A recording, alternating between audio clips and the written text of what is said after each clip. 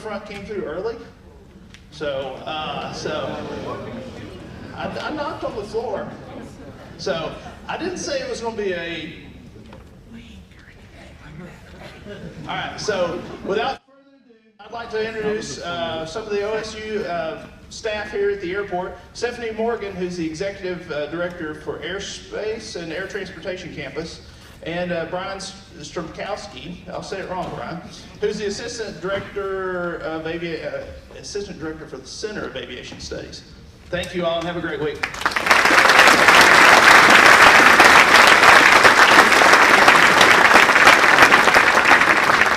Stand up here. Come Brian with me. I don't want to be by myself. Welcome to Ohio State University. I want to thank you for being here. It's my first rodeo. So this reminds me, I'm track and field.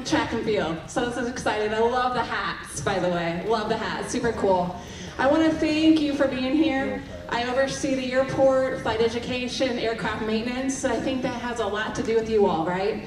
So part of that is part of our family, and our airport is our family, and we also are significant in our community. The airport is a gateway to the university, and the airport is also the gateway for our community and sponsorships.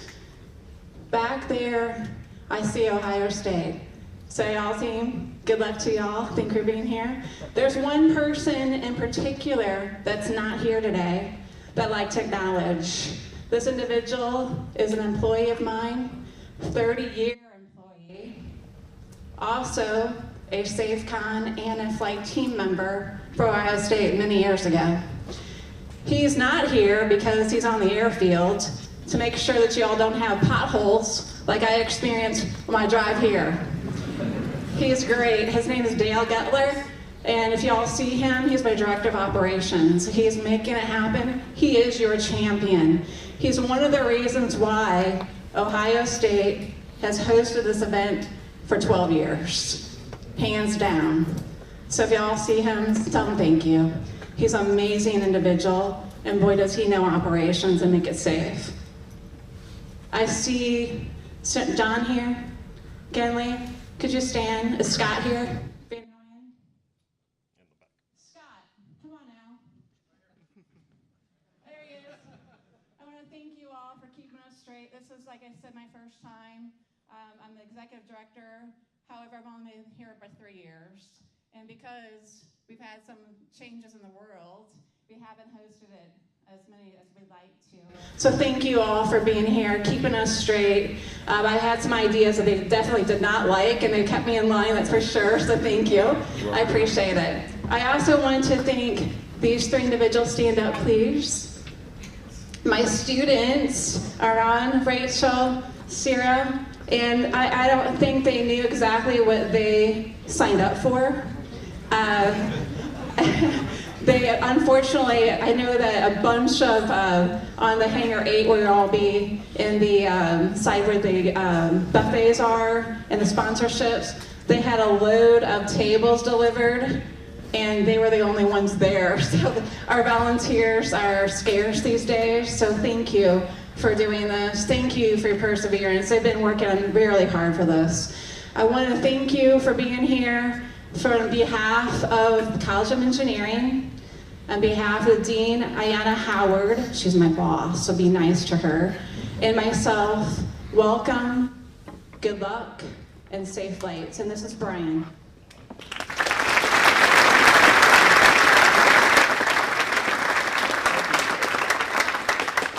Welcome to campus, everybody. I hope this is going to be a great week for everybody. If you've never been to Ohio State's campus before, I really encourage you all to get down and walk around. It's a beautiful campus. I know I've been to many of your campuses over the years in my jobs, and it's one of my favorite things to do is just walk around the college campus, because you're never a stranger when you're on a college campus. So please make yourself at home while you're here. On my drive-in this morning,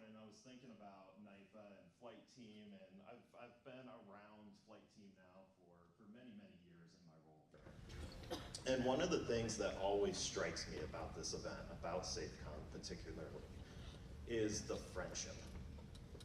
I want to go back to what Taylor was mentioned when he did his introduction. you all are some of the top aviators in the country. You're going to be sharing the skies with each other here very, very soon. Even though you're competing against each other this week, go out and make friends this week as well, okay? You're going to be sharing the cockpits together. You're going to be talking to each other on the radios. So go out and talk to each team and go make new friends. I'm gonna be walking around all week and just kind of mingling with all of you and talking to all of you, visiting with every team. One of the questions I'm gonna ask you when I come up to you is, what other friends have you made this week? Have you talked to the other schools, okay? So I really encourage you all to do that. You're all going to be in this industry for many, many, many years. So I really want you to just have that base of friendship. That way you come back and you can support NIFA and you can support SAFECON for many years to come. So with that, I just want to say welcome one more time, and I will turn this over to Greg.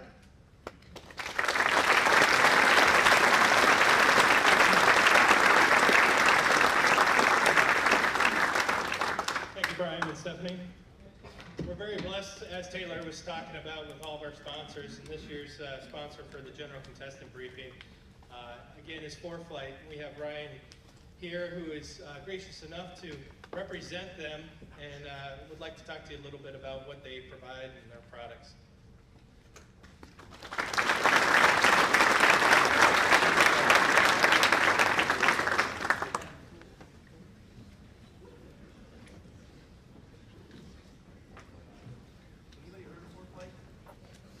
Anybody heard of ForeFlight?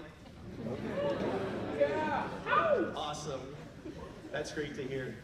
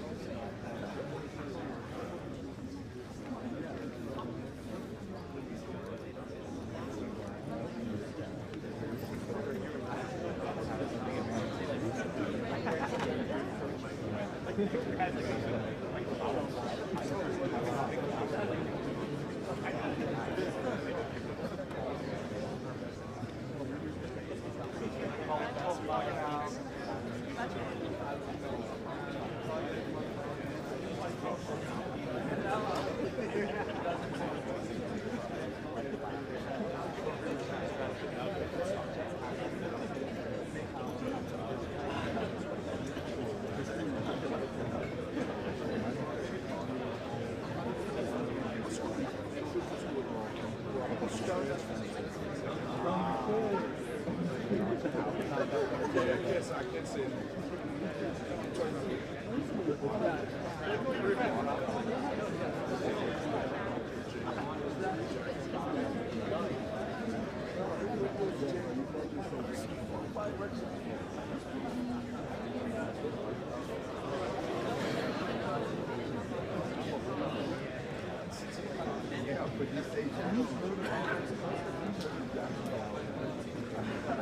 Don't promise hiding, I don't know.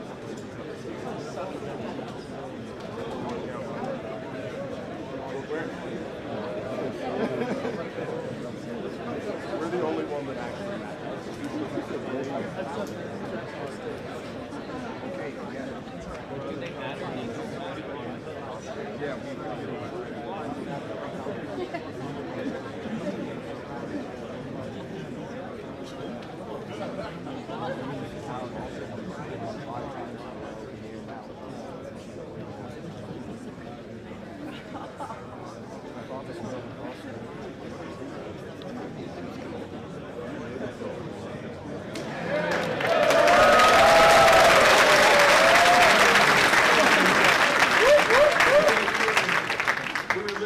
Seconds from 15 minutes of aviation jokes, so.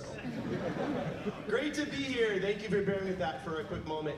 My name is Ryan Bolander. I'm with ForeFlight. I asked a question a second ago, but I wanted to get, when I wasn't panicking over my laptop, So who's heard of ForeFlight? Anybody? Yeah. All right. What's great is I know a lot of you guys are customers out there, and so really appreciate you for using that. My name is Ryan Bolander. I'm with ForeFlight Education, which means about 6 months ago, ForeFlight made a decision to really focus on flight training and with student pilots, CFIs, etc. And it's my job to work with schools, not here just in the country, but around the world. And so a lot of you guys are clients of ForeFlight. A lot of you guys are future clients of ForeFlight, and we really appreciate you guys and what you guys do for flight training and supporting us as we support you. So one of the things that we are always asked about is what is new with ForeFlight, because we typically release features, items at a very rapid pace, and over, as we say, the last year, we're not saying 2 years, we were hard at work and busy, and so a lot of you guys are our power users, and you know a lot about these features, but I'm just gonna quickly roll through some really neat things that we've been working on. Over the last 2 years, or as we say 1 year, we've had 24 releases, 100 new features. Well, one of you guys, feature you guys are familiar with is the profile view. We've enhanced that a lot. Well, I'm just gonna go through these quickly. You don't need to pull out your phones or anything like that. But you know the profile view is something that you can access through up to the flight planning menu in the map screen. This is just a quick little flight plan from LAX to New York, something you guys will be doing at some point in the future. Of course, when you click on the drop down, you can get airspace, you can get icing levels, you can get turbulence and clouds. So not only a powerful feature for flying, but also an incredible way to train students on these types of things in a three-dimensional environment. So again, situational awareness, but also a training feature as well. 3D route enhancements, we've been working on that. If you find this little globe and you tap on that, you can actually pre-fly your flight plan. Here we are taking off from LAX. We've got a departure in there in place. You can actually see what that looks like before you go.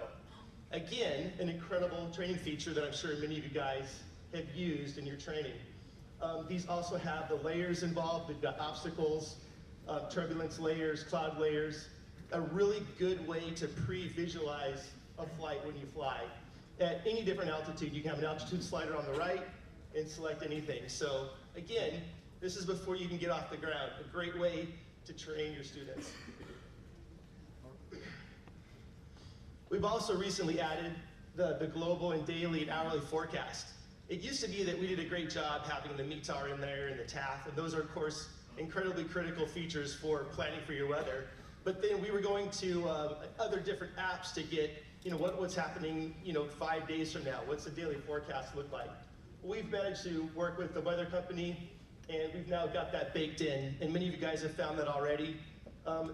Any airport you go to, tap on weather, go down to daily, and you're gonna be able to get any forecast for any day that you want into the future.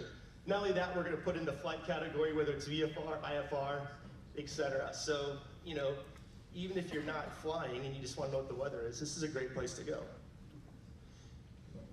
Another thing about this feature that a lot of you probably don't know is you can tap on anywhere on the map, and if you look in the top right, there's a WX icon. If you tap anywhere on the map, you can get daily weather for that specific location. So when I go camping and I'm looking at the mountains in the area, I'll just tap on kind of my camping region and I'll get the weather there. For those of you who are performance users, we've got dynamic winds and temps. This is an amazing feature that you can, as a map overlay that you can select on the right, winds and temps, and it gives you just a beautiful rendering of what the weather is doing at various flight levels. This is a feature that Apple was excited about and featured with us when they released their iPad mini. But just truly a beautiful way to not only understand what the weather is doing, but a way to teach it and a way to teach currents and what's happening at different altitudes. So when I was doing my instrument training, I had a scratch pad and was awful at hold entries, etc. It can be something really difficult. We've made it easy though, as we do with a lot of different things. A lot of you have found out our hold advisor. Basically, you can go to any particular waypoint that's in your flight plan and tap on it. Tap on the procedure in the upper right. Tap on holding pattern. Put in the instructions from ATC. And as long as you do that correctly, it's going to draw your hold right there on your map. So there is no excuse to go the wrong way or on the wrong side, etc. Again, something really, really simple that we are able to do. And a great teaching tool. And of course, you can add that to your route, and it's going to draw it right in there. We had a timer. A lot of people don't know is that we have this simple little feature. So many times on flights, you need to tap in and see what your time is. Just tap the start button. You can have the time go up, or you can go in reverse. Taxi routing, another really interesting feature we've been working on. This is actually in something called ForeFlight Labs. If you go into your settings, you can actually select this feature, which is more of a testing feature, something we're working on, but we've rolled it out to the pilot community. Any particular taxi diagram, when you tap on the taxi route, it'll give you all the different options available to you. So as ATC gives you your clearance, you can select those particular items, and it'll give you, as you're cleared, your route. And if you're not cleared your particular area, your route will be in red. So again, this is at Oshkosh. A lot of you guys have been there. A really, really great feature to not only use when you're flying at a busy airport, but also to learn about clearances and taxiing and ground-based situational awareness. And of course, we'll drop this right on your airport diagram as well. Another one that you guys may not know about that we worked on is the tabs across the bottom and on the right. You can customize those and put them in any order that you want. A lot of times it's, we have some sort of, we've made sense of it to go left to right with airports and maps and plates kind of in the way you would do a flight. But you're able to go in there and edit those and drag and drop and create the order that whatever makes sense to you. If you want those across the bottom, easily accessible in flight, you can do that. Or you can move things up and down depending on what you use.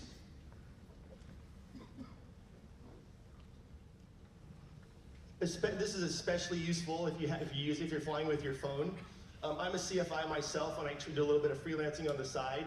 And most of the time when I'm in the practice area, I'm just using my iPhone.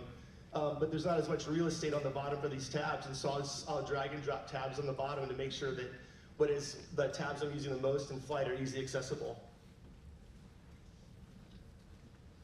Another thing we've done is, obviously the magic of ForeFlight happens in ForeFlight Mobile, in your iPad or your iPhone, but there's also a lot of functionality on the web. And we've been working hard to make it so if you're using a web application, Safari or Google or Chrome, you're able to access a lot of ForeFlight features through that as well. One thing is your logbook. So if you're using ForeFlight Web, you can go and enter in flights and get reports and data, etc.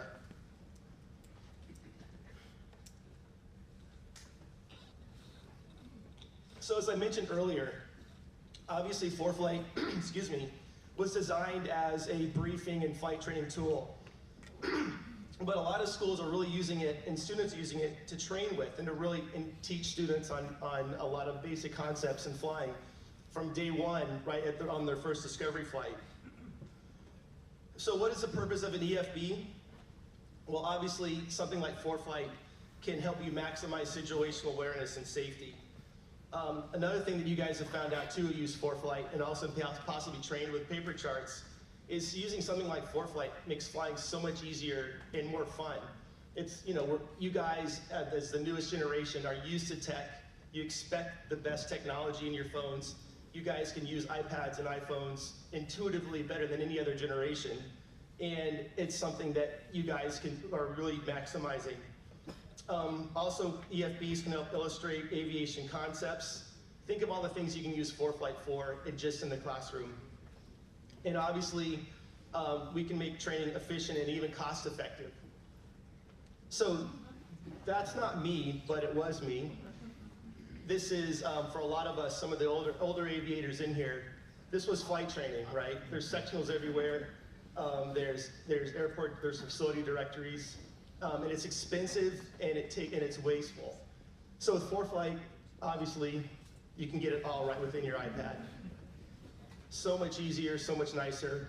And when you have your iPad with you, you can access those documents right in your cockpit. So if you're a CFI, when do you introduce ForeFlight to your students? That's a question. I've had that conversation with so many university administrators on when is ForeFlight beneficial. Obviously, we're the easy button, and the concern is that students can learn to use ForeFlight and not learn, as a crutch and not learn aviation concepts. But that being said, those concepts in aviation, that basic understanding is critical.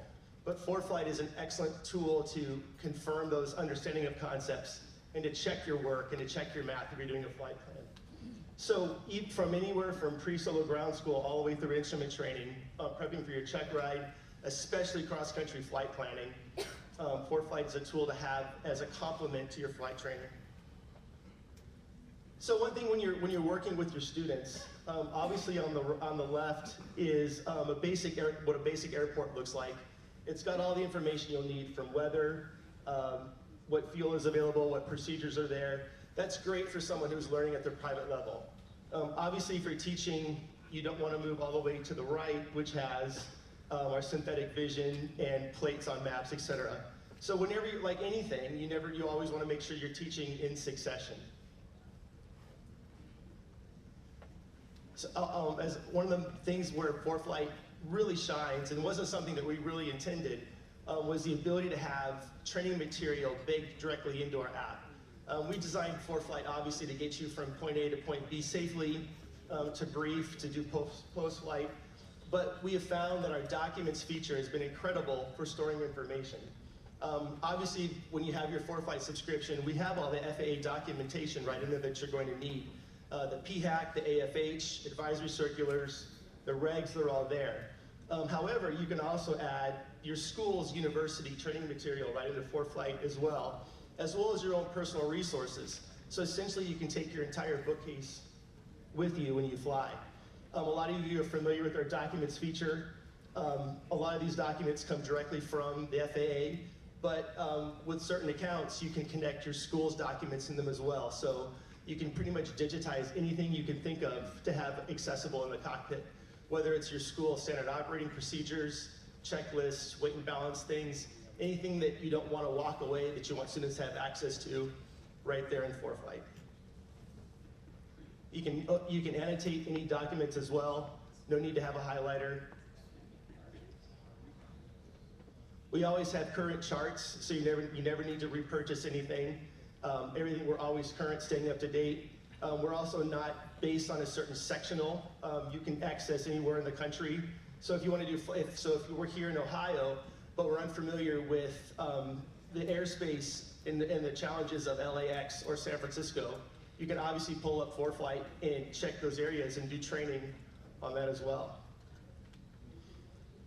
ForeFlight also shines in pre-briefing. We have features to draw out traffic patterns, so you can practice entries and pre-visualize before you attempt to go into an airport.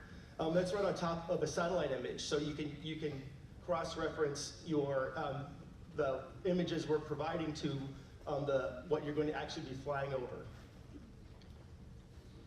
And over on the right, we've got a profile view of all the different airspace in 3 dimensions that you'll be looking at. A truly, truly powerful feature for training and visualizing a flight. One of my favorite features that we've recently released is the 3D airport preview. If you have a basic or pro subscription, this feature is not active, but it's truly an amazing feature.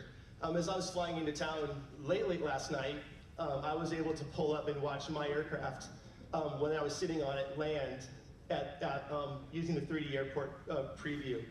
Whenever I'm sending one of my students on a solo cross country, it's likely they're going to an airport that they've never attended. And so we'll pull up 3D airport preview and scroll through and look at it to really help them get situationally aware.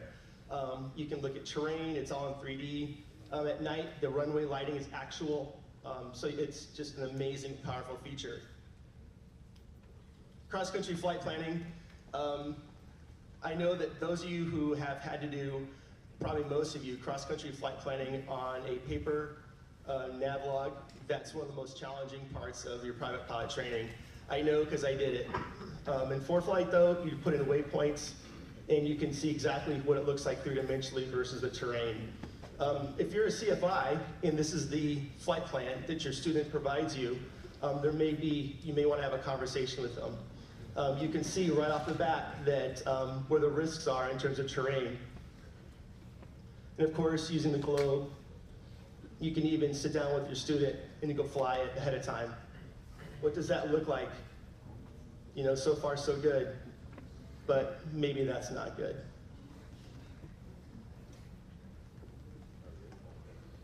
If you have an Apple Pencil, you can draw directly onto your iPad.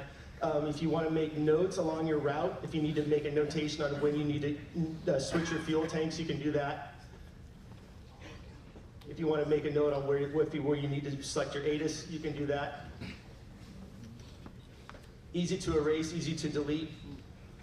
In the flight training environment, if everybody's using ForeFlight, you can share flights in between devices. So if you do a flight plan and you're a student and you want to share it with your instructor, it's easy to do that. There's just a share feature.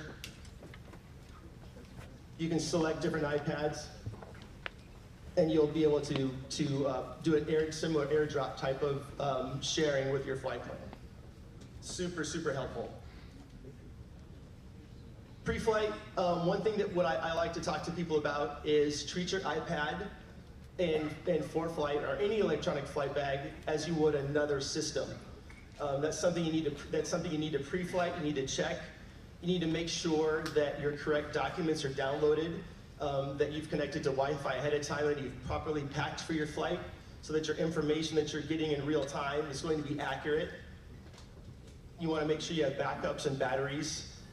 In Arizona, where I'm from, if you put your iPad on the dash, it'll overheat almost instantly. And so it's important to prepare for that ahead of time.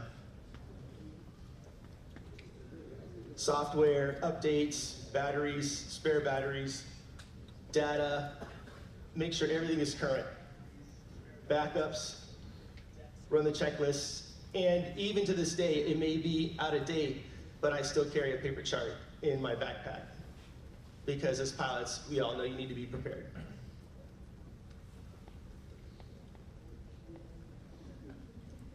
So at least with every single ForeFlight account, if you're having an individual subscription, you can have 3 devices. If you're on one of the group plans, you can have 2, but that's always ensures that you've got a backup available if you need it. A lot of you have discovered our checklist feature, incredible way to declutter the cockpit with paper checklists, or obviously the times that I've gotten into my rental and someone has walked away with the checklist, I'd be able to have electronic checklists right there in my iPad, and I'm able to go through them when I fly. You can connect it to Bluetooth in your headset, and you can even get verbal readbacks from ForeFlight as well. These checklists are entirely customizable, so if your school has specific procedures or the airport you're at has specific procedures, you can include those additional items just by creating a custom checklist. Different ways to create checklists. We have nearly every single training aircraft a standard checklist already baked into ForeFlight. It's easy to select them and add them to your list of checklists as you need them. A lot of you use a Century for ADS-B. One of my favorite stories is the Century is a device that we operate that adds ADS-B into our cockpits, which allows ForeFlight to receive traffic and weather in flight. An incredibly, incredibly powerful combination.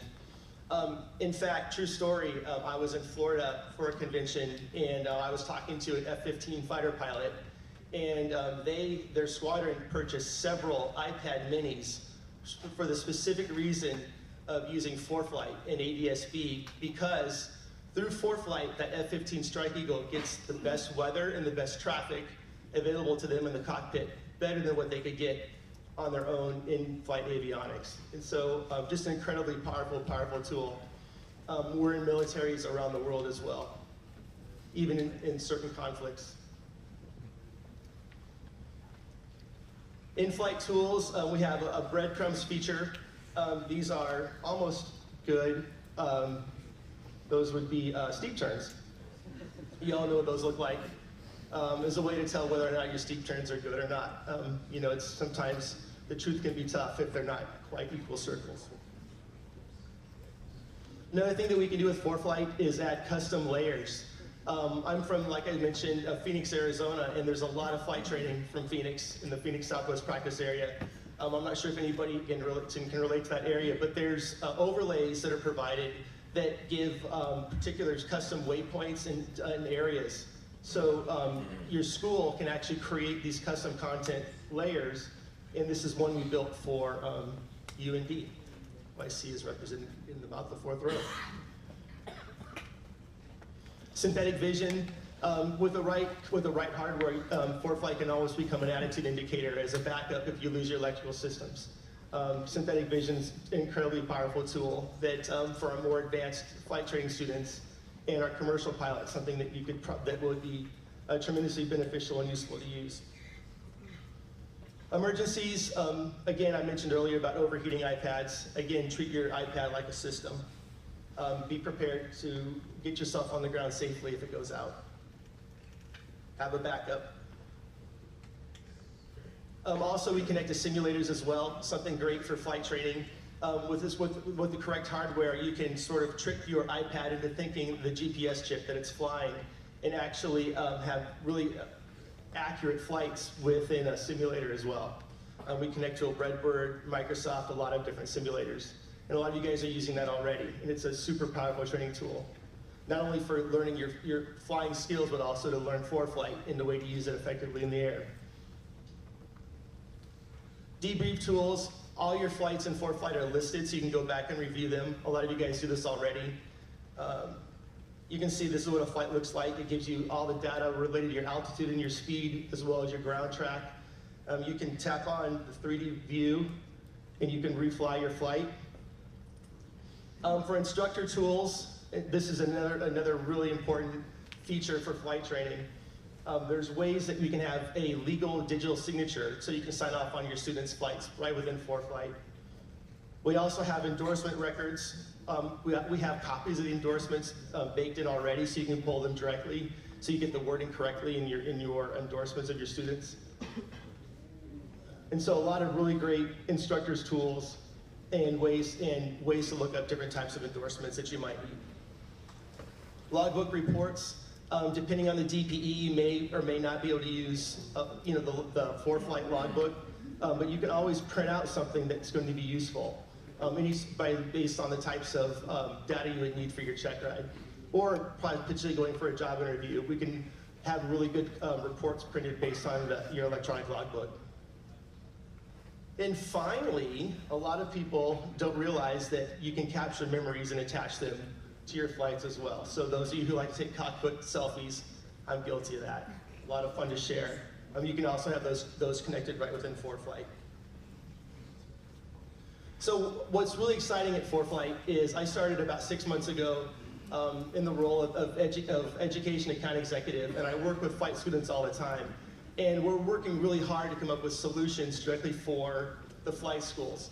And one of the things we offer is the ability of schools to purchase licenses and assign them to their students. A lot of your schools already do that. That when you showed up on day one, you were given a ForeFlight subscription.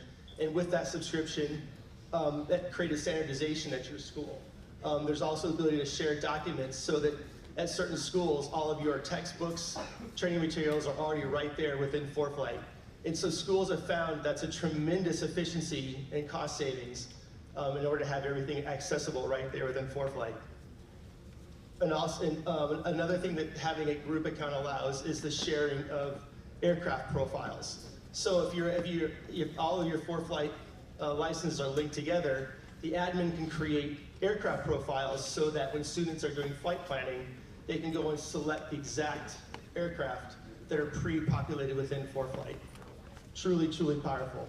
And also for those of you who are heading on to the airlines, which is probably all of you, we have the ability to integrate Jeppesen charts. The Jeppesen pricing that we have is the most inexpensive for flight training.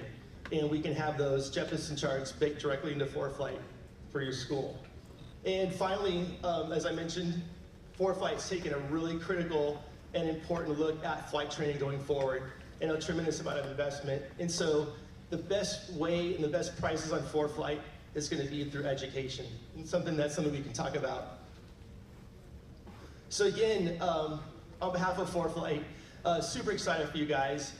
Personally, it's tremendously gratifying to be here to share to see you guys are going to be in the cabins of the Airbuses and the Boeing jets going forward, and I'm really, really excited for your careers.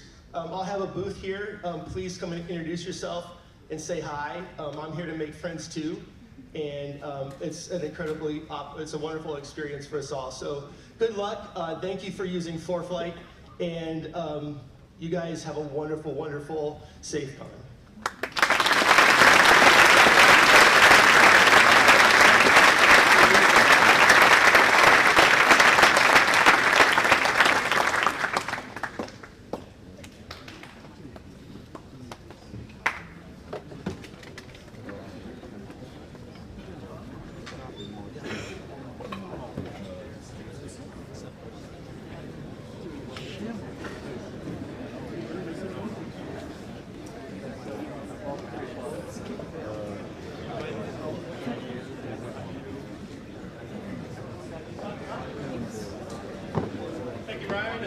ForeFlight.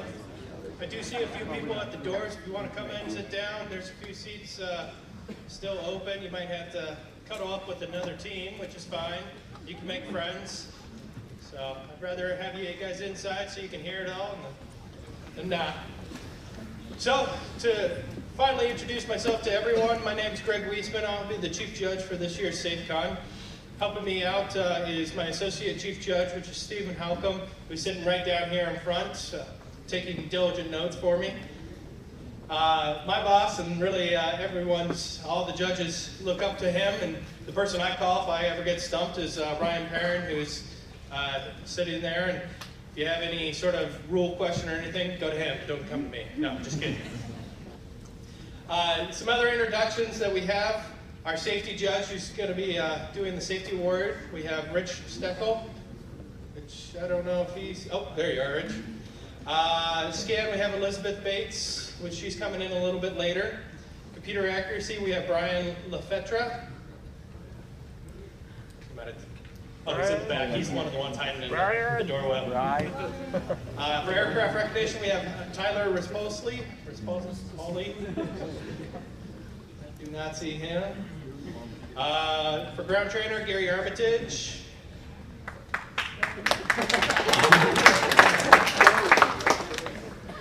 IFR and SIM is Jeremy Brown from Frasca, and helping him is also his,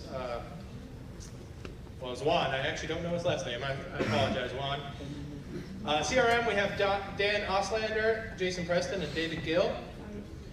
And the sim is provided by Redbird. Pre-flight, we have Caitlin Klinger. For our landings, we have Cameron Laramie, who's sitting down here in front. Paul Herring, which I think he ran off to help out with CRM. Message drop, we have Kyle Rybar. He was here. They all ran away from me for whatever reason. Navigation, who's been working long tireless hours, and is John Galante, who's in front here. He was assisted by David Edmonds, who could not be here with us. Achievement awards, or achievement interviews, we have Carolyn Carp. She disappeared? Oh, they're in the back, the way back. Diane Bartels and Marilyn Schaefer. A safety award, we have Jeff Satterwhite, who's up front. CFI event, we have Carlo Nago. I'm not even going to try.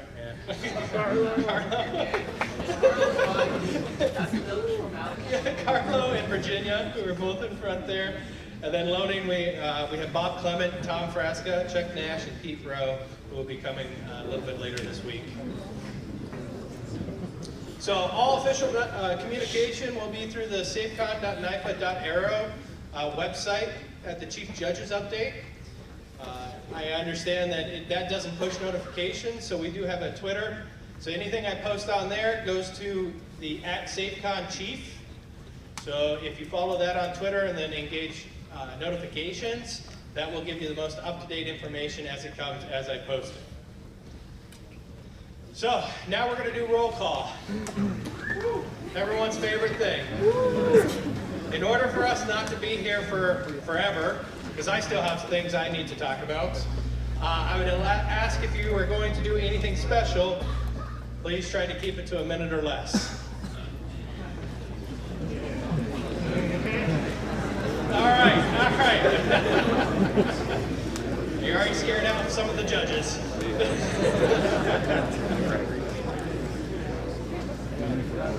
All right, starting off, we have St. Louis University Parks. Thank you. Bridgewater State University.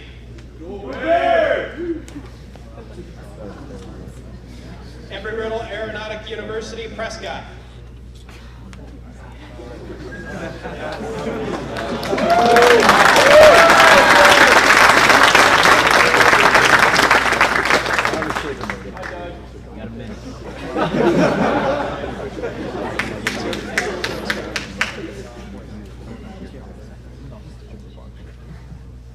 Alrighty.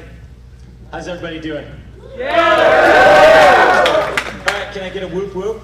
Whoop whoop! There we go. Alright. A lot of words in here, so I gotta read it. Not too many though. Alright. So, today is a big day. A special day. So, we reached into a dusty shelf in the basement of State Tower. And we found this little book to share today. Now this little book, I don't know if you can all see it, but to explain it, it's Beginner Books by Dr. Seuss.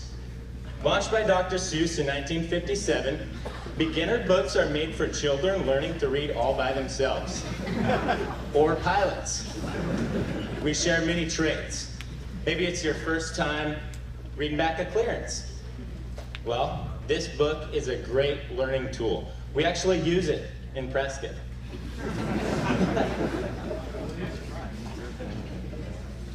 Alrighty, so from there to here, from here to there, funny things are everywhere. 150, 2 Little Red 150, SIU 150. Orange teams, prison teams. Where are you guys? Blue teams, how original.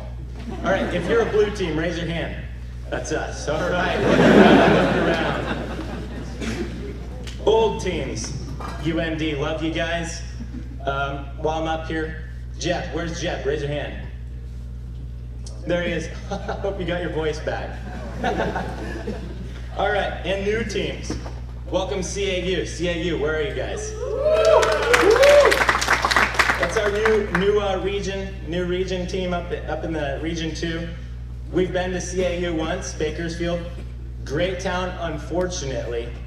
They have 7 prisons and 1 airport. But, welcome.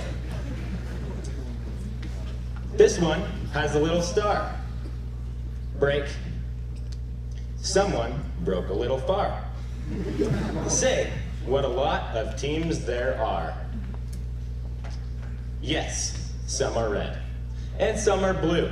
Some are old, and some are new. Some are sad, and some are glad. And some are very, very bad. Why are they sad and glad and bad? I do not know. Go ask Chief Greg. From there to here, from here to there, funny things are everywhere. Some are fun, and some are serious. Some have 2 girls, and some have 4. Some have 6, and some have more. We brought all of them, except 1. Where do they come from? I cannot say, but I bet SJSU have come a long, long way. Also, Boris, raise your hand. Woo! Welcome back, buddy. Hope you didn't drop your phone this year. At the line, we see them come, we see them go. Some are fast and some are slow. Some are high and some are low. And some miss the doggone box. Not one of them is like another. Don't ask us why. Go ask Caramy Laramie.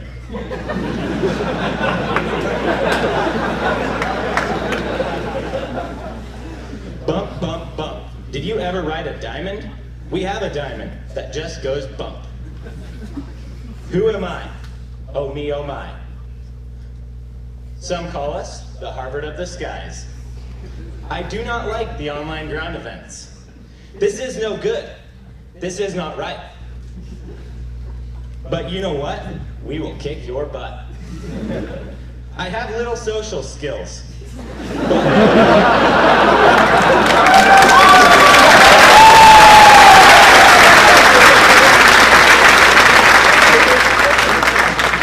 Our scores will give you chills.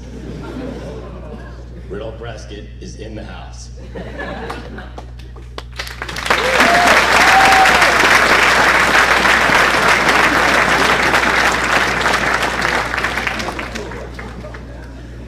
Jacksonville University. Duval! Duval! Southeast Oklahoma State University. Embry-Riddle Aeronautic University, Daytona.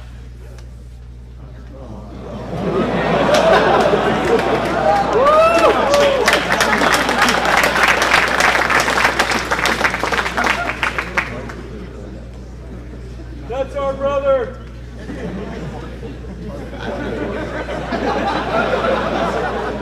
If anybody doesn't know, this is the War Eagle. We started him to kind of make fun of the War Eagles over there, Auburn, and their cowboy hats.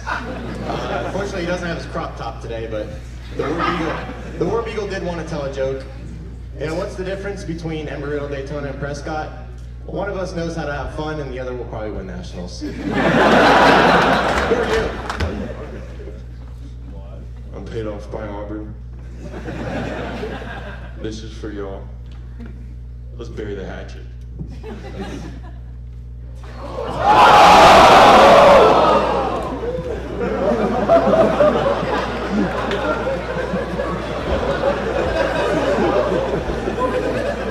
Is anyone out to get stuffing off the stage?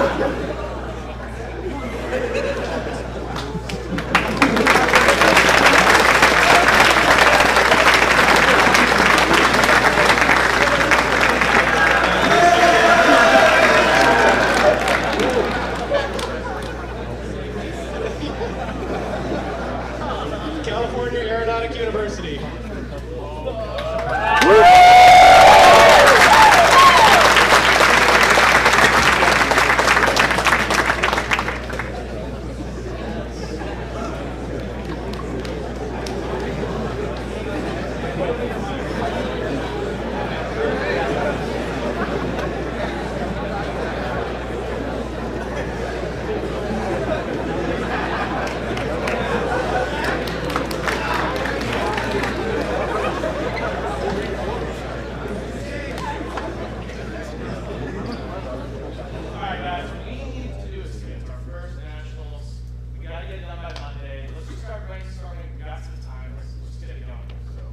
Okay, alright, hear me out. We could, Yeah, so like we go up there, right? And we all like, so, Let's get him on stage and we'll kind of just, like, we'll do something. no, but like, well, this is the altitude, like, maybe if we slide to the right, slide to the left, take it back, and we talk about it. Wait, when we figure this out. Monday morning, we'll do it on stage and kind of figure it out.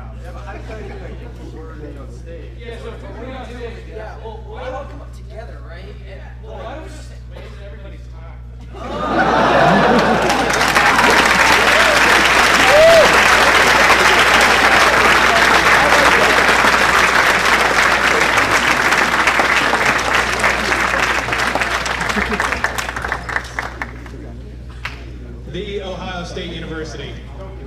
Chalks up! Chalks up! University of Nebraska, Omaha. Metropolitan State University of Denver.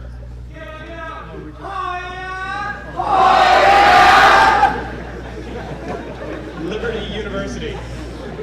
Go Flames! Auburn.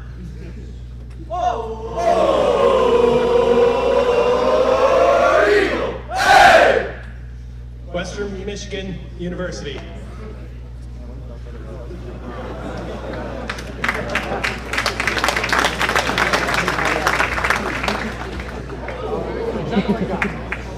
Howdy everyone, we're the Brown team.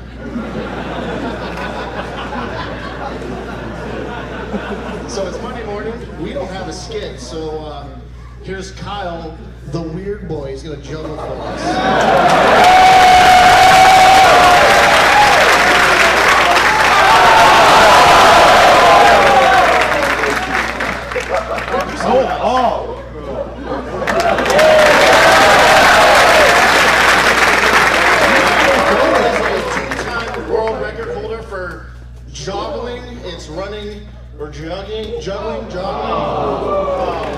Kyle does some other stuff related to juggling. He does junning, jiking.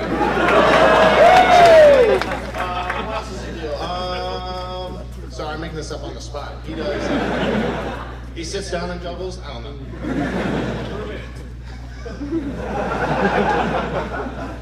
And he can juggle a whole lot of balls. How many is that? Oh my God, that's like a lot more than 6. Good job. Everyone, boo him! Boo him!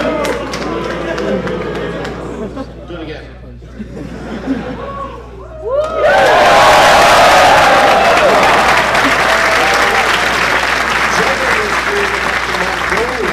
By Genghis Khan back in 1906. Is that it? Oh, one roast. You indeed. You got the first 3 letters of underwear.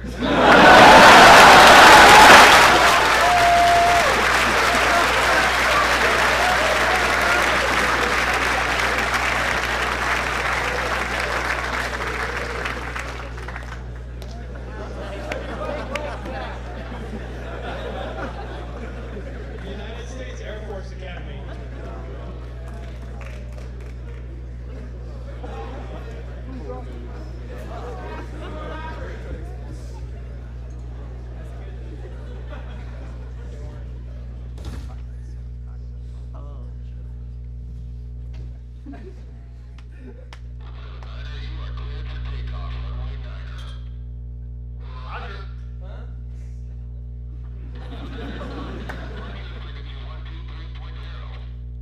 Roger.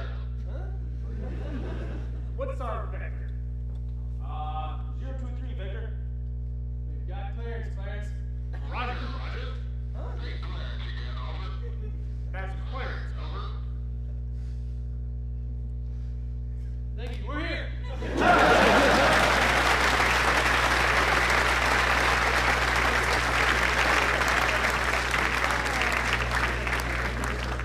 Old State.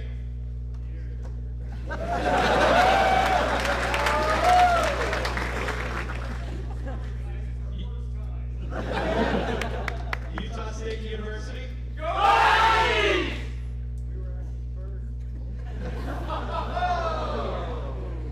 University of North Dakota. Oklahoma State University.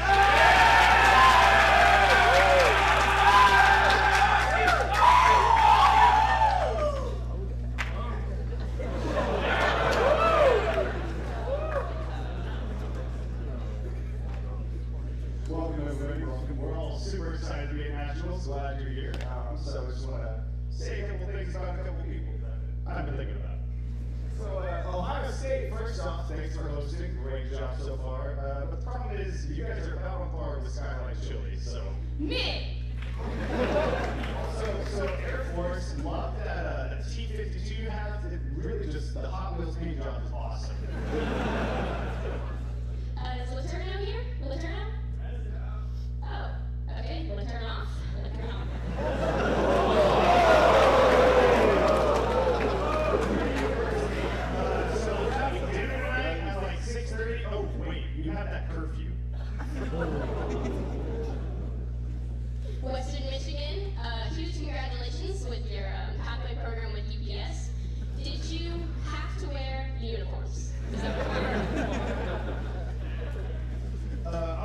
University, I just gotta say, you guys are really rocking the Party City Cowboy look. The hats and the t-shirts. Southern Illinois University, congratulations on your formation parking job in the gravel lot. I didn't want to be able to make it around my corner anyways.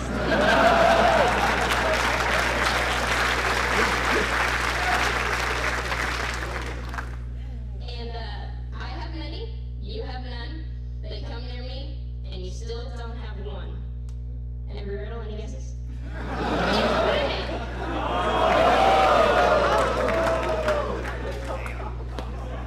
Also, University of Oklahoma. Oh, they're not here. Region 4, did anybody see them at regionals here? No? Oh, dang. All right, and then also, I just got to give a shout out to our boys. Really missing our one and only landing slot. That's a really ballsy move, guys. I love that. Go Bucks, everybody!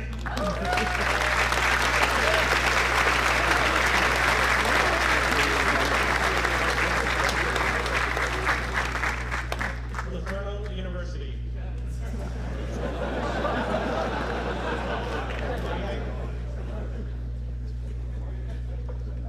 Purdue University.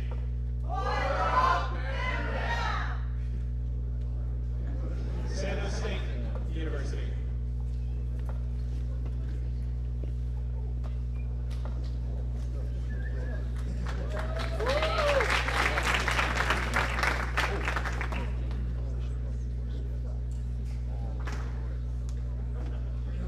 They're harsh skaters.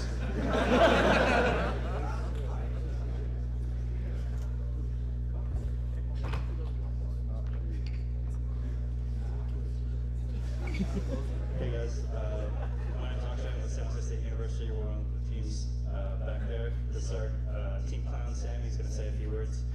This is our fly girl, Sierra. I actually don't know what he's going to say. He hasn't told me. He told me not to worry about it. So we're gonna fill it out. Here's Sam. Hello guys. I'm Sam.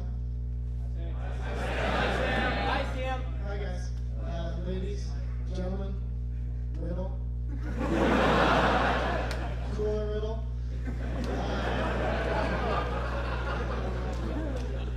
So I got a pretty long speech here. I'm going to condense it. So basically, we're San Jose State, and we did follow the funds. Thank you.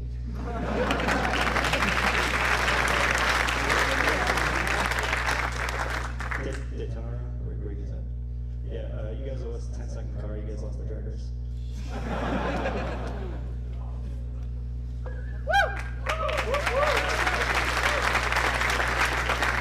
Southern Illinois University. Kansas State. Go Flashes! Elizabeth City State University. Hey, I got something to say though.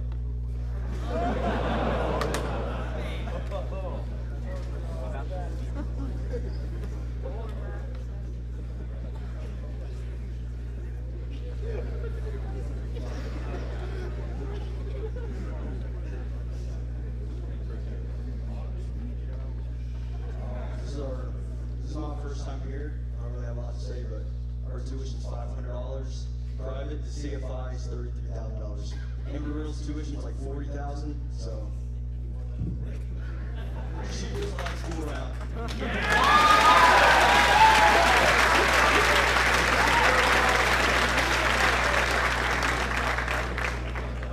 Hey guys, I'm Arno. I want to say something real quick, not to interrupt, OC team, shout out to you guys. Just have a special guest tonight, just coming in just to say hi real quick. We had to.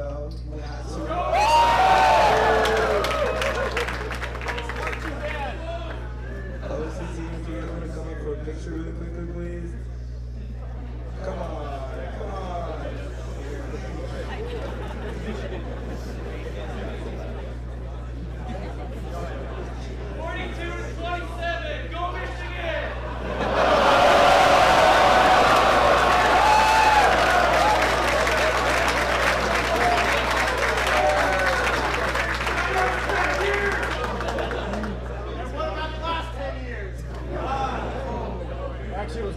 It was 19 years, but who's counting?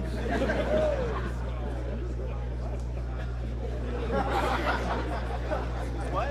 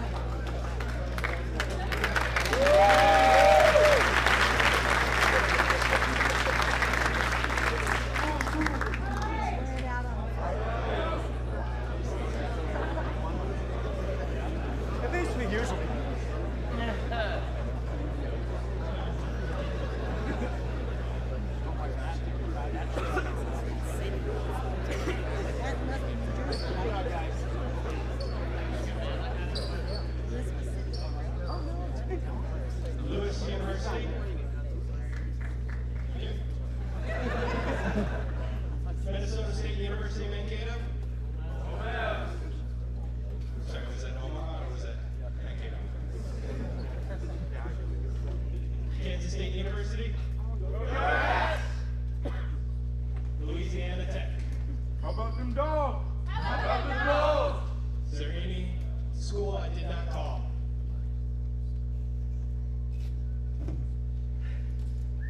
All right. Well, now we get into the nit and gritty of things. Starting out, we'll talk about the code of conduct, what we're expecting of you as competitors of NIFA.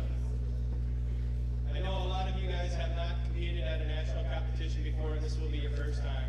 We fully understand that being your first time, there's a lot of nerves that are associated with that. I just want to assure you that it's NIFA's position and every judge's position that safety is the utmost importance. So if something comes up and you feel it's not safe, please bring it up to a NIFA judge. There is the Red Book, which I hope that most of you have read, that abides and tells you what the rules, policies are for NIFA and every event. Remember, you are a steward of your team, you are a steward of NIFA. Please represent yourself as so in your dress, speak, action, and social media.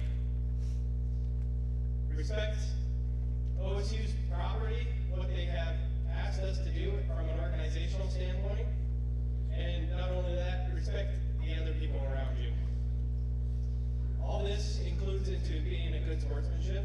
Ultimately, we do have a sportsmanship board, and that will all be taken into account. There are absolutely no controlled substances allowed. Any demeaning or disrespectful actions towards other competitions, teams, NIFA officials, etc. includes vulgarity in any form. Alcohol rule. From this point on, there will be no alcohol consumption by a competitor. This will stay into effect until you get back to your home airport, or if you're OSU, 24 hours after the banquet. At this point on, there will be no flying by any competitor unless directly approved by myself or one of the senior judging staff. There is no formation flying at any time. Remember, you are the pilot in command of your aircraft, meaning that you need to make sure that you are safe and that you are prepared for whatever competition is coming. We expect you, from an active standpoint, that you are prepared and you have done your appropriate fitness for flight checklist, whatever your school deems is appropriate. Only personal electronic devices that are required for an event should be on. If a cell phone is needed while you're on the ramp, we ask that you be very vigilant about what's going on around you. There is a lot going on that ramp. There's airplanes moving. There's golf carts driving around. There's people walking all over the place. If your head's down in your cell phone, we ask that you step aside, get yourself clear of any taxiway or any movement areas going on. We We do have duty day limitations. So for contestants, the duty day is a max of 10 hours. We can extend it if we need to. If we extend it, we will extend your rest as well. So if something comes up and we have to extend it, we will ensure to let you guys know, and then we will ensure that you have proper rest at that night. Remember to check your Google calendars, because your events that you signed up for also act as your duty time. So your duty will start from when the judges first ask that you show up, so whatever judge's briefing, to the end of the last event that is a NIFA sanctioned competition. So in the day before, we'll post a preliminary plan at 8 p.m. or by 8 p.m. that day.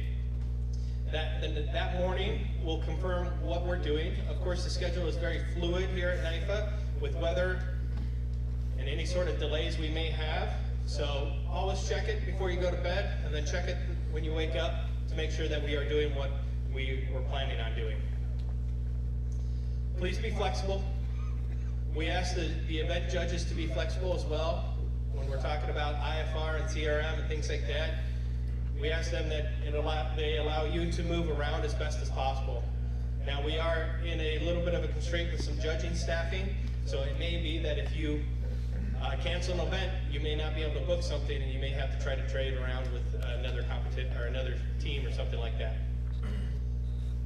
If for some reason the weather is crappy tomorrow or crappy on Wednesday, please use those less than desirable days to get in all the non-flying events, your ground trainer, your achievement awards, all those things. Be flexible and be proactive. Most of you probably know this by now, but we have the SAFECON.NIFA.aero.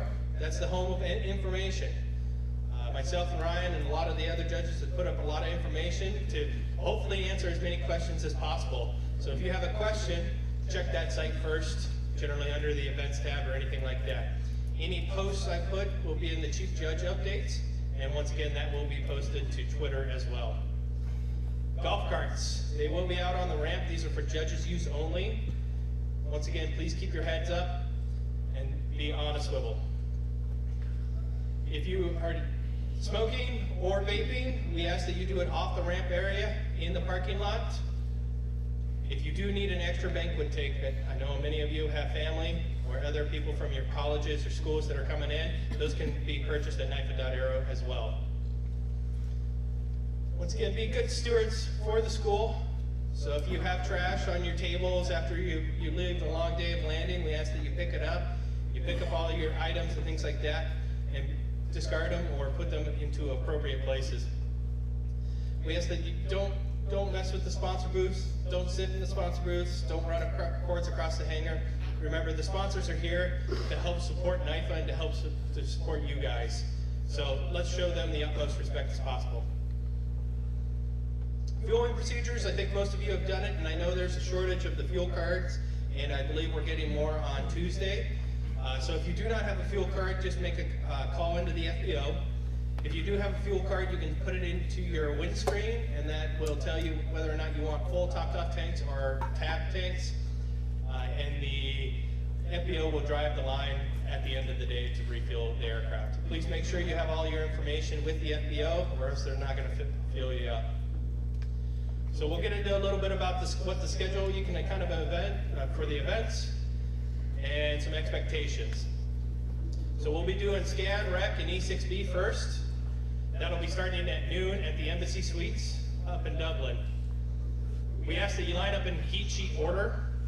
So we'll just do round one, and we'll do that as our order. One student per school at a time. It's better if you don't bring your cell phones in at all, but if you do choose to bring your cell phone in, we'd like it off. That way it doesn't disturb anyone else. These 3 ground testing events will be all computer scored. So with that, please ensure that you fill in the bubble accurately and fully. Don't put X's, don't put check marks, don't put minuses or anything like that. If it does that, you may not be scored accurately. For the pre-flight event, it's in the far hangar, and there is road access that goes down this way that you can access, and there's a parking lot right in here. So if you're going to be in the pre-flight event, you can drive down there. We ask that you show up about 15 minutes prior to your time, and then they'll come out and get you when they are ready for it. So don't just go into the hangar. Other FBO events, we have quite a few of them. For me personally, I don't like the list, so I put pretty pictures up for myself. These will also be up on the safecon.nifa.arrow. So what we're looking at here is the ground floor. On the left side is the FBO entrance right here. On the right side is the ground trailer entrance and school entrance. We're asking all contestants who are coming into this building to use this FBO entrance. It's the entrance with the awning. If you're competing in the AACAT award, you go to the walk in on the ground floor, there's a door cut in the middle of the room, and then it's just going to be a left turn to room 121. Once again, this is on the website. If you go up these stairs, just off to your left, you come up the stairs, you should be fairly familiar because of your tower briefing, but there's the railing around here in this open area. To your left, this is going to be the Chief Judge's office. This is where you can find me if I'm not out on the ramp. Up here in 206 is going to be the Achievement Awards. And then if you go around the U here, and right behind there's a big O here, there's going to be some classrooms. This is where you did your tower briefing, or most of you did your tower briefing. This is going to be general purpose, but most importantly, this is going to be where you check in for NAB planning on NAB day. There's going to be a table set up here. You check in with them, they'll direct you to whatever classroom you need to go. Other things that are up here, CFI event, 234, and then loaning trophy in 261. Okay, once again, I'm not expecting you guys to remember this. It's on the website. Just look at the website, and that'll tell you exactly where to go. For the landing event, this should be fairly repetitive from what you received in the tower briefing. The runway is closed, so the north runway is closed for us, so it is preventative control procedures. So you should not hear clear for takeoff, clear to land. It will be at your own risk.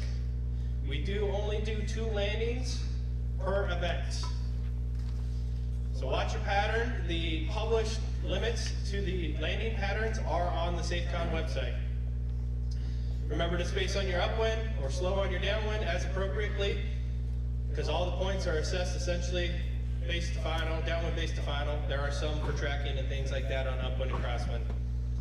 Remember, failure to add the power when descending to a dangerously low altitude is a disqualification. And we'll get into disqualifications here in a little bit. If for some reason you need to get a hold of an event judge or a judge and you are in the traffic pattern, the event judges will have a radio on tower frequency. So if there's something that's going on, you can let them know, you can let tower know, which will let us know as well.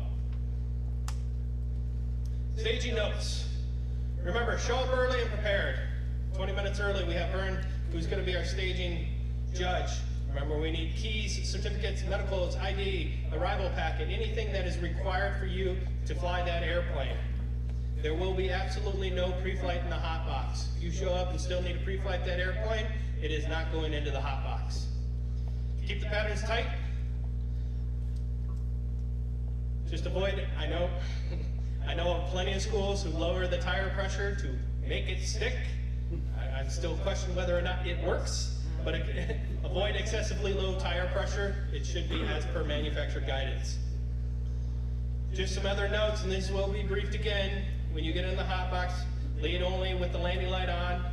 The lead only is the one talking to tower primarily. Tower wants 2, 3, and 4 to report base.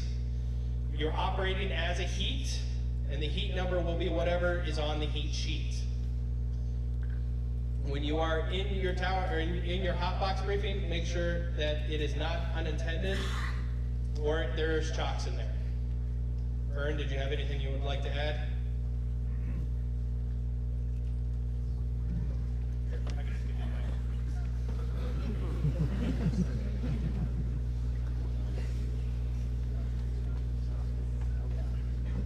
Some of you may remember Dominic. He was a staging judge for like 100 years. I'm a slightly younger version of him.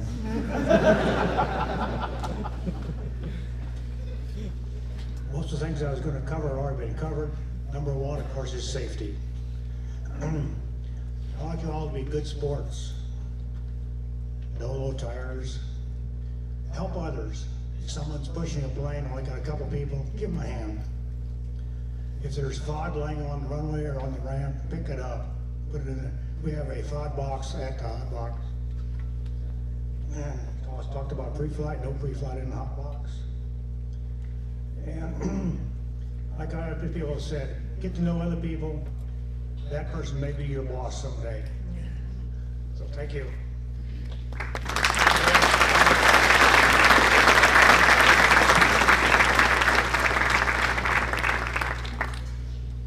Once again, the preliminary plan for the next day will be posted at 8 p.m. If you are questioning whether or not we're operating within limits, or if you have a question what the limits are, you can reference the Red Book, which is on the NYFA.aero site, and then the easiest way is to download it and then just search for it. Always be flexible. If for some reason there is a safety issue and you do not feel comfortable coming up to one of the judges, Dale Gelter is our safety officer. He is not associated with NYFA. He is not one of our judges. He is here on the airport property. He will be your non-NYFA party that you can always go to. His phone number is up here if you need to take a picture of it, or if you need to write it down or anything like that. You'll also see him running around in his truck or in his Suburban, so feel free to talk to him. He's also part of the crisis response team. This is a team that was created by NYFA in the case of any accident, incident, or anything that might draw the attention of social media or media in general. If something does happen, we ask that you contact him and myself, and so we can start mitigating anything. Do not communicate with anyone outside the NYFA, including social media. We fully understand that you will have to probably communicate with your schools, and that is appropriate. If there are any media or anything there, you can defer every question to our safety officer or myself. If you are wondering what are the processes and procedures we have in place for this crisis response, you can find those on the NYFA.aero website. They're also on the judge's manual. So let's talk about what is where here. Most of you guys have been out to the airport. What you'll find here, so big blue hangar down here is our main contestant hangar. This is where generally you guys are always going to be hanging out. There's a bunch of sponsors. I don't remember what we're up to, but we had booths for about 34 or 32 sponsors this year. So please mingle with them, please talk to them.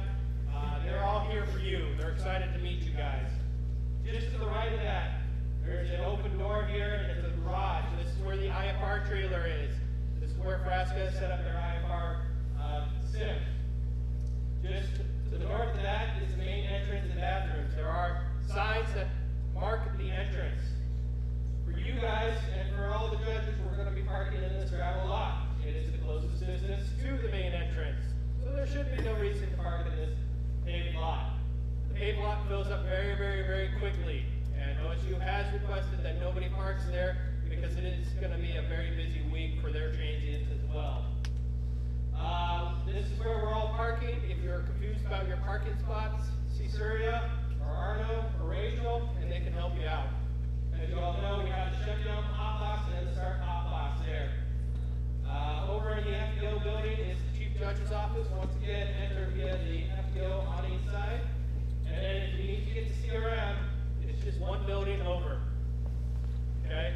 And CRM is in the is with Redbird. And if you need to get to it, you do have to go outside on the ramp here to get to it.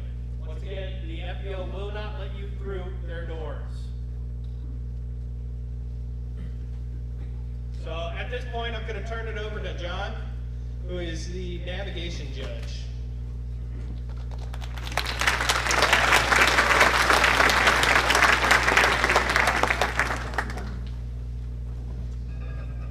Good morning, everyone. Sorry, this is not the most thrilling presentation, but it is important because we haven't been here in just a year. But there are a lot of new schools too. Cell phones off, they're going to be sealed in the envelopes. Some of you are familiar with that, but just if you bring a cell phone, know it's going to be off. It's for emergency purposes only. If there is an emergency, please use it. Tablets, cameras, no GoPros, we're not videotaping this, and nothing transmitting, stuff like that. Be early, please be early. It's a long day, everybody knows it. It's a long day for us too. So try to just be early on time in your slot. Everything's gonna go well.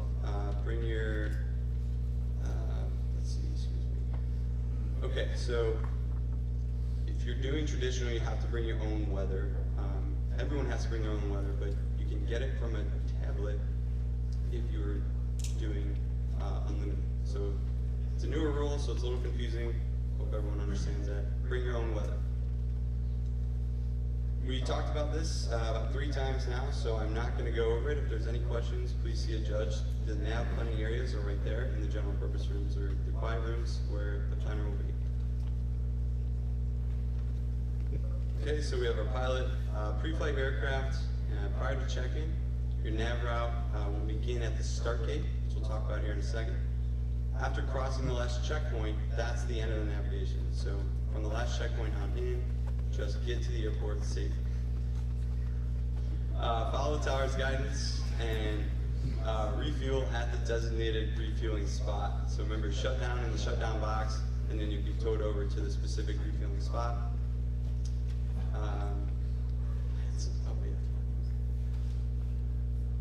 Okay, so the safety observer may be from your school. If you are in a situation where you don't have a pilot or a safety observer, or you don't have someone to be a safety observer, please let us know. We can find someone else from the competition to fill in. They cannot be a contestant pilot, so they can't fly a route and then go fly another route. So we prefer that they'll hold a private pilot at least, but it's not mandatory. Again, safety observers, it's at the bottom here. They don't need to report to planning. Go pre-flight the airplane, be with the airplane, be ready to go. Okay, everyone's responsible for the aircraft, so the conservative action is going to be looked on favorably. That is true. Something is going to happen. Please be safe about it. Think it over, take it slow, take your time, and make the safe choice. Anything happens, please come talk to us right away and we'll get it figured out. Don't discuss the route with anyone. If something happens on the route and you're upset about it, come find us, talk to us about it. Don't talk to other competitors about it. Check in, bring your contestant ID, obviously weather as previously briefed. Make sure the section A is filled out. We'll talk about a headset, sectionals, anything that you will need to do the route. Okay, so the top form, I think it's going to be in a couple slides here. Make sure that's filled out. You're going to be given 30 minutes to plan your nav, and then once you're done, at the end, you're going to have to fill out an electronic form as well. That is not included in the 30 minutes. So you come with section A filled out, and then at the end, you'll fill out an electric form. If you're unable to finish your planning, or your route is unsafe, then you will be listed as a TNS, so you will not be able to fly.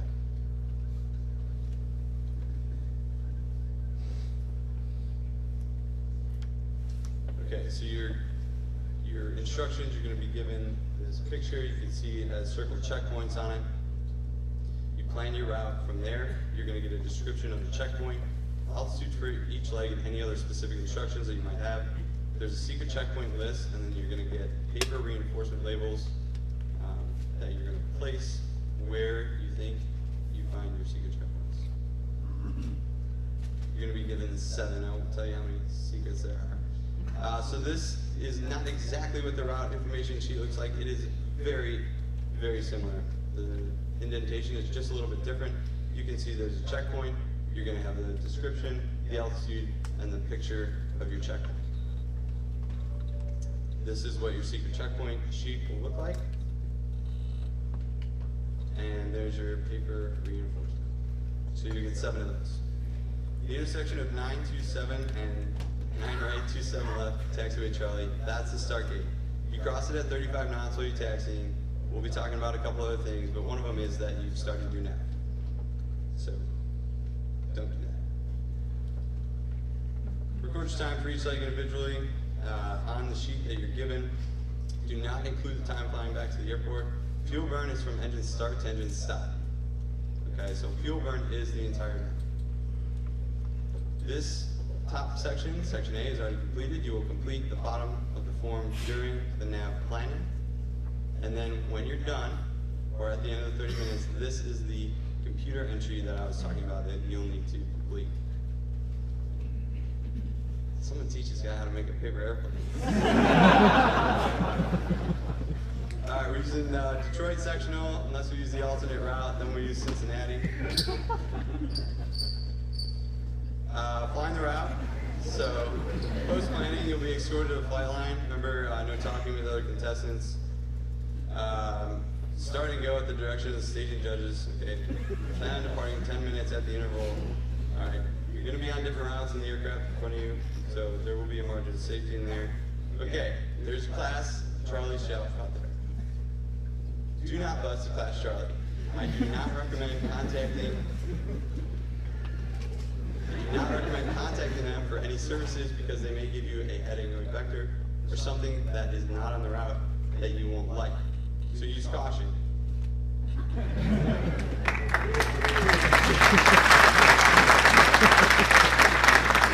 Okay, this is like the most important part. Do not bust class Charlie. If you bust class Charlie, there's nothing we can do. We can't help you. I'm sorry. So please don't. They're aware that we're doing this. They have copies of their routes, so they will have some information on what you're doing, but it's there. So use caution. Maintain VFR at all times. The weather outlook looks good. That's all I'm going to say. Everyone knows how to check the weather. I'm not going to jinx anything. It looks good. Fly directly to the checkpoints. You get 0.25 nautical miles around the checkpoints to turn. Use this point for scoring. Use the center of the point. If you're confused about a checkpoint, it's the center. Fly to the center, turn. So you turn. That'll be the checkpoint. Monitor the practice area frequencies 2275 and be familiar with some local area checkpoints. If you miss a checkpoint, do not circle over the area. We will be able to tell, so don't just sit there, oh, I'll find it. No. Continue on the route, make the turn. Okay, here's some animations on how to cross the plane.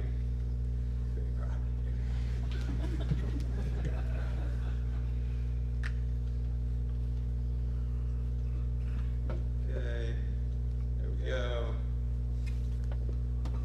Okay, since you're inside the radius, you'll be scored on crossing. Okay, if you miss a checkpoint, don't miss a checkpoint. Okay, so you'll be given pictures in the packet. There's two types of secret checkpoints. Some will just be pictures that you'll have to find along the route. And then once you find the secret checkpoint, identify it using the reinforcement label. They will be within 5 miles of the point, maybe one or, okay, fine. One or all three may or may not be on your navigation. There is also going to be a secret symbol somewhere along the route. The wording got a little messed up here, but it will be some sort of tarp with a letter on it so you can identify that. So make sure that is marked as well on your chart. There you go. Okay, so marking the symbol is a little more difficult, so mark it in between two checkpoints where you see it. So if it's between, checkpoint 3 and 4, you can write it under checkpoint 3. If you have any questions on that, let me know. After landing, I can talk about taxi to shutdown box. You will be pulled to fueling. Do not discuss the event. You're going to have lots of teammates around. Don't talk to each other. Give all your forms, put them back in the packet. Make sure you have that together. You will meet judges to download the GPS information pretty much right away. So if you have any questions for them, you can let them know. Penalties and disqualifications. Yeah, if you've given us a true airspeed, we've used that to plan the routes. If you fly a different one, you'll be disqualified. Incomplete paperwork and incorrect flying of the course, pretty straightforward there. If you're off by more than 2 nautical miles on your charting, it's going to be a DQ. En route, estimated versus actual time per leg. These are penalties. Total time flying directly over or missing it by 0.25 miles. failure to identify a symbol or reference, checkpoint. So 20 points, and failure to identify a symbol or geographic reference point goes 10 points. So incorrectly identifying a symbol or underestimating field calculations. All right, en route, altitude deviations more than 500 feet. If you have to for safety, you have to let us know. Otherwise, it's a penalty or potentially a DQ. Circling and heading, again, I told you we can see that. Turns in excess of 60 degrees. We're not doing any aerobatic, just regular, clean cruise. Let's see. And you can't use a fuel dipstick. Don't tamper with GPSs. They'll tell you everything about that. They're gonna be in the back, just don't touch them. Okay, in an emergency, do what you're trained to do. Don't worry about the nav. Climb, circle, communicate, confess, comply. There's lots of frequencies here for us. There's a lot around. We talked about the Flash Charlie. Well, in this case, we want to use them, right? So if we're lost or we have some sort of emergency, use all frequencies, including 171.5. So have these frequencies with you, and if you have any questions or you need a reminder of what the frequency is, just let us know. That's my phone number. That's Greg's. Please be safe. Everyone have fun.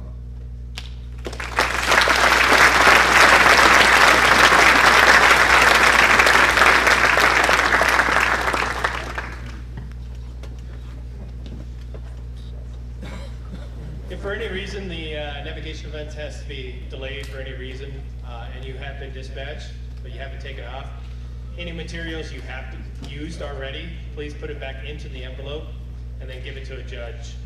Most likely you will be sequestered at that point, and then we'll make the decision on if we're going to delay or cancel the event from there on further.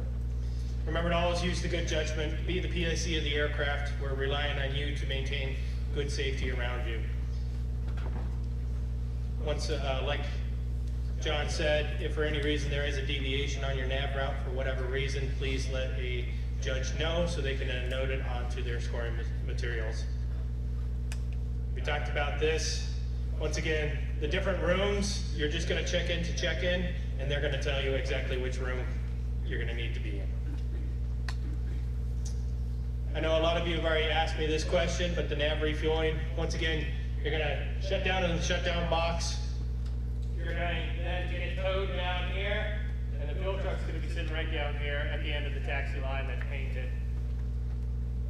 Feel free before your nav. I know a lot of people like to look at their fuel in their tanks at that location. You're more than welcome to.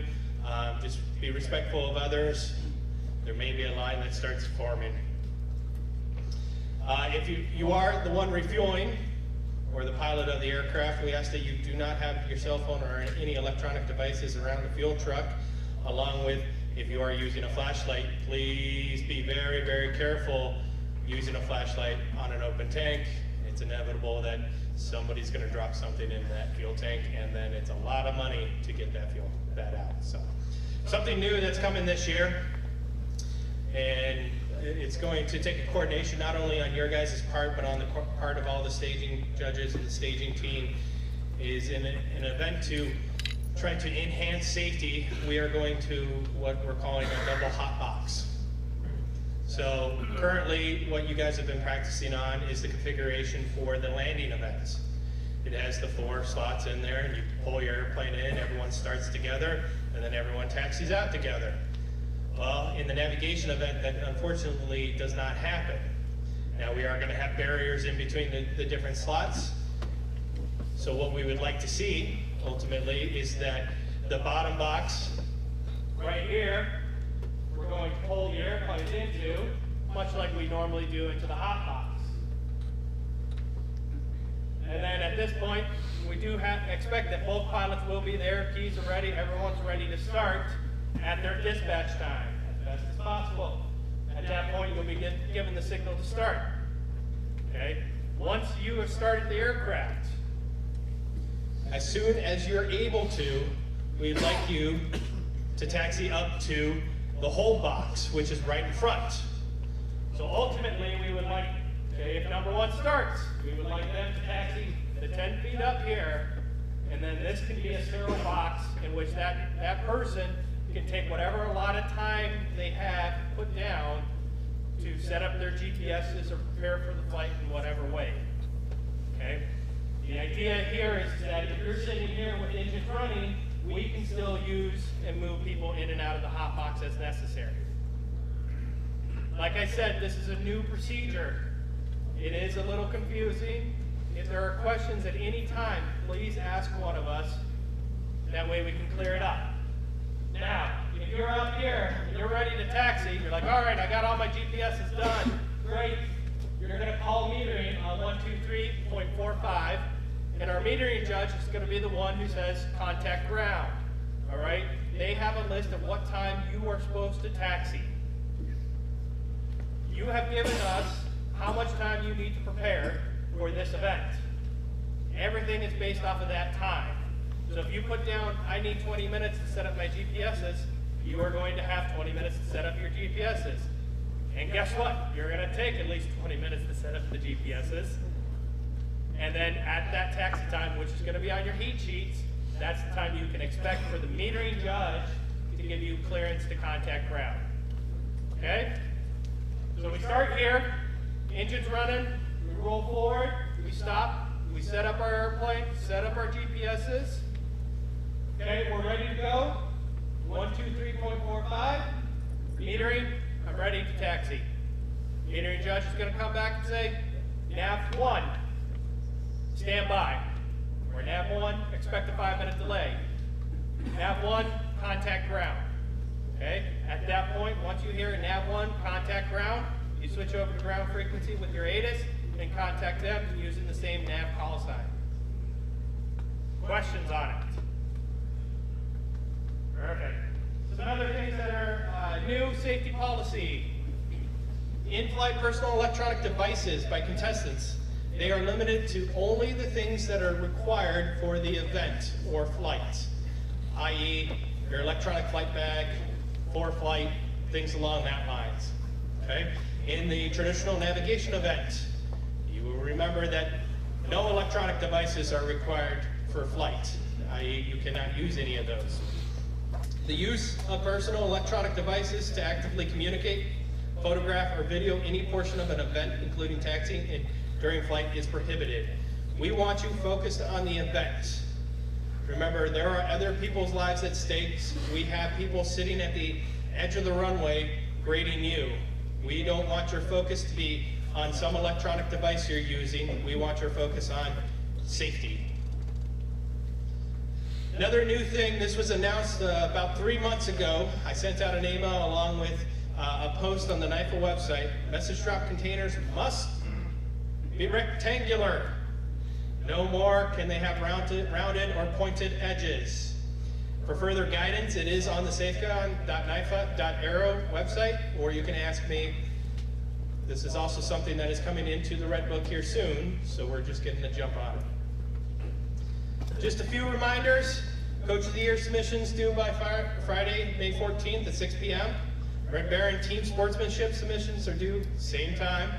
That can all be done on the SAFECON.NIFA.aero website. You guys know the website yet?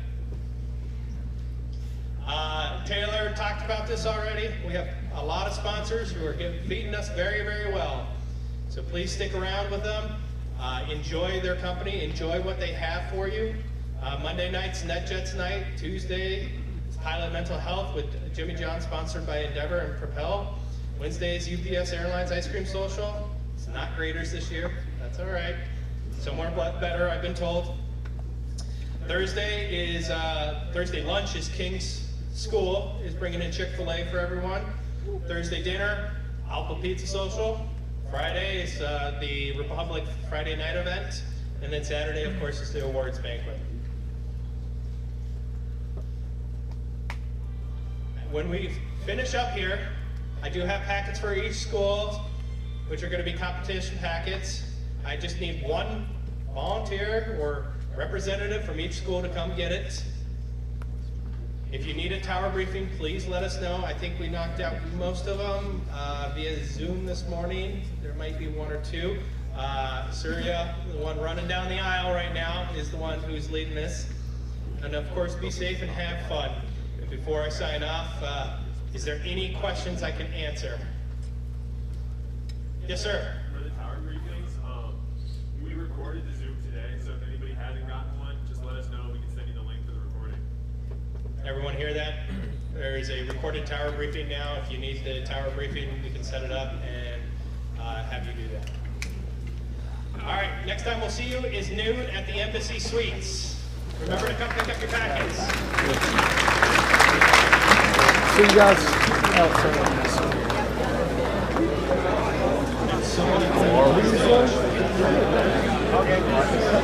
Yeah, let's hope so.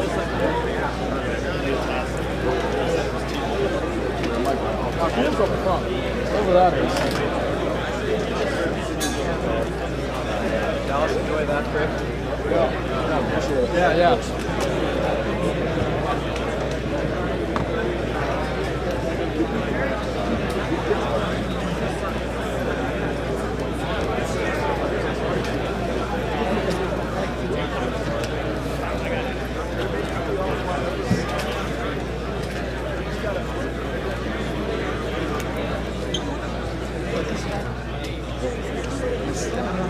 Now.